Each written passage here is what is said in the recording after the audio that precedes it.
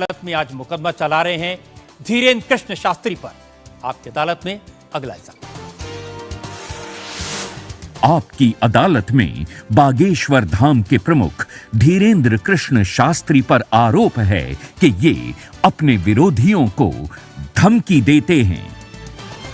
शास्त्री जी, सुना है कि विरोधियों को धमकी दे रहे थे आप, लेकिन आजकल आपको भी धमकियां मिलने लगी हैं। आपको भी लोग कह रहे हैं कि जान को खतरा है। हाँ, ये कोई नई बात नहीं है। इस भारत में जब जब भी सनातन की बात किसी ने पुरजोर तरीके से उठाई है तो उसको मिटाने के लिए और उसको डिगाने के लिए तरह तरह के स्वांग और षड्यंत्र, तरह तरह के प्रायोजित ढंग से उसको फंसाने के उपाय किए गए हैं। लेकिन सिर पर सीताराम, फिकर फिर क्या करना। और रही बात धमकी की, तो साधु परंपरा में या हम अपनी गुरु परंपरा में कभी किसी को धमकी नहीं देते हैं। हम सिर्फ ये कहते हैं कायदे में रहोगे तो फायदे में रहोगे। आपके लिए सुरक्षा की मांग करने के लिए आपके समर्थकों ने जंतर मंतर पर एक प्रदर्शन किया, उसका वीडियो मैंने देखा है। और जो लोग बागेश्वर धाम के नाम पर वहां प्रदर्शन कर रहे हैं वो कह रहे थे अब चाकू छोड़ो, तलवारें रखो, अब इन लोगों को गोली मारो। और वो लोग बहुत ही हिंसक भाषा का इस्तेमाल। ये बिल्कुल भी कतई हमें पसंद नहीं है और इसकी छूट हमने कदापि किसी को नहीं दी है, क्योंकि हम स्वयं ये कहते हैं कि जिंदगी में याद रखना, सनातन धर्म वो धर्म है जो अहिंसा का पुजारी है और हम हिंसा के पक्षधर नहीं है, क्योंकि हिंदू का अर्थ ही होता है जो हिंसा का दमन करे। लेकिन आपने तो कुछ रिएक्ट ही नहीं किया।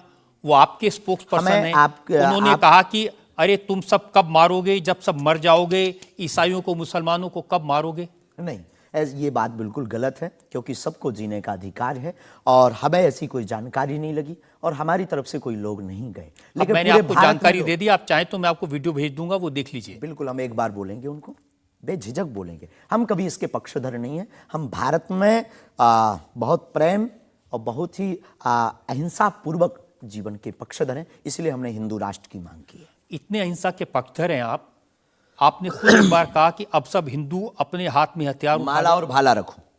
ये तो हमारी देवी देवताओं के भी हाथ में है।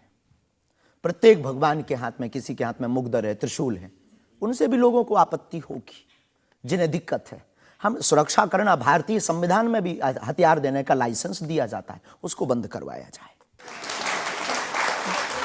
जो हथियार देने का लाइसेंस है वो आत्मरक्षा के लिए। तो हम भी आत्मरक्षा के लिए भाला रखवा रहे हैं। हमारी क्षमता नहीं ना बंदूक लेने की, साहब गरीब आदमी है।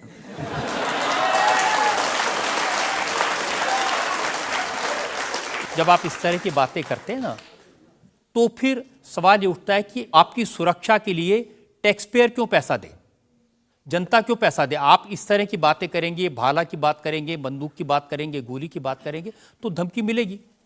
हाँ मिलेगी, लेकिन हमने कभी बंदूक की बात नहीं की, हमने भाला और माला की बात की। और रही बात सुरक्षा की, तो प्रत्येक नागरिक की सुरक्षा करने की जिम्मेदारी भारत सरकार की है और हमें अपने इष्ट और भारत की सरकार पर भरोसा है, वर्तमान सरकार पर भरोसा है। साधु संत के तुम रखवारे, असुर निकंदन राम दुलारे, एक तो हमारा पहला भरोसा ही है। हमारे इष्ट हमारे हनुमान जी है और हमारा ये धमकी नहीं है। और बार बार मरना नहीं, एक बार बचना नहीं, तो डरना किस बात का। तो जब तक जिएंगे, प्राण अगर जाते हो चले जाएं, पर सनातन की चर्चा, घर घर राम पहुंचाने की चर्चा नहीं हम छोड़ेंगे। वो 50 उपाय कोई कर ले।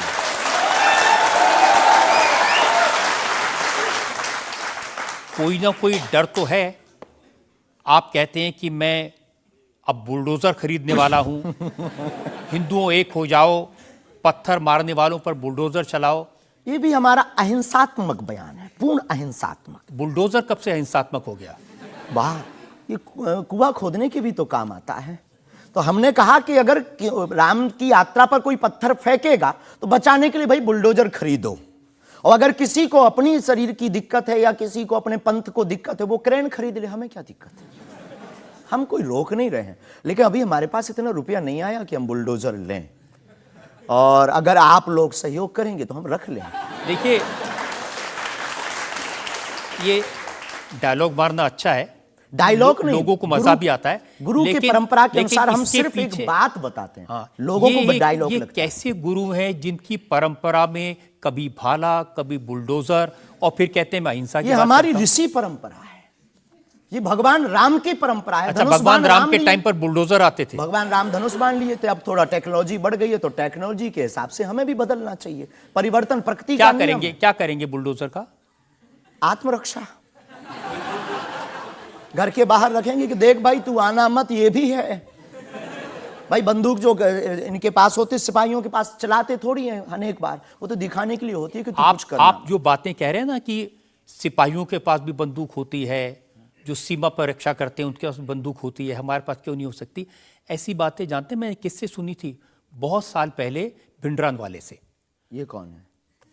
भिंडरान वाले पंजाब में जो आतंकवाद फैला था उसके सिंबल थे। नहीं, हमने कभी बंदूक की बात नहीं की, बुलडोजर की।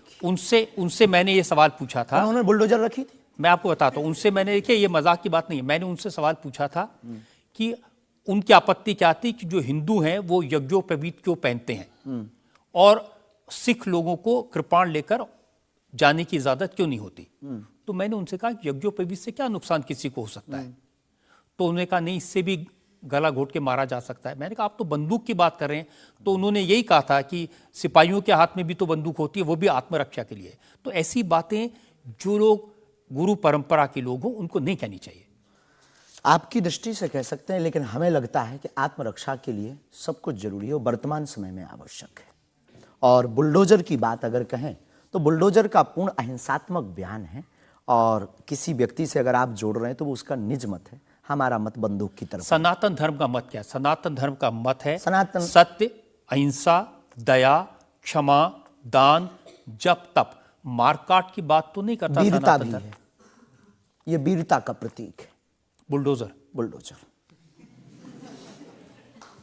चाय भी मंगवा दो साहब। अच्छा, हम चाय पियेंगे, हमें चाय पीना की बड़ी चाहते हैं। आदत है। हाँ, तो पानी और चाय दोनों भेजा जाए। जी जी। वैसे तो संतों को चाय पसंद नहीं आती है ना? लेकिन आपके बारे में जितना मैं रिसर्च की हूँ मुझे पता चला है आपको चाय बहुत पसंद है। क्या ये सही है? जी बहन, बहुत सही बात है। जो कौन सी चाय पसंद करते हैं? अदरक वाली चाय, और हमारे दादा गुरुजी को बहुत प्रिय है। इस चाय से हमारी याद जुड़ी हुई है दादा गुरु से। हम 2 भाई हैं वैसे तो, पर ताऊ चाचा के मिलाकर के 10 भाई हैं। और हम जब दादा गुरुजी के पास जाते थे तो सब ऐसे ही बैठते थे। तो दादा गुरुजी बहुत सिद्ध महापुरुष, बहुत कम बोलते थे, महापुरुष थे। तो वो चाय पीते थे तो अपनी जूठी चाय, खूब ये जो नरेली है, इसकी आधी चाय हमको देते थे। तो हमारे जीवन में हमें ये लगा कि ये नालायक से बोलने लायक गुरु के इस प्रसाद के कारण बना है। और प्रत्येक, इसके पीछे एक और रहस्य है, प्रत्येक बालक को अपनी परंपरा को छोड़ना नहीं चाहिए, चाहे किसी भी लेवल पर पहुंच जाए। शायद ये भी सूत्र है।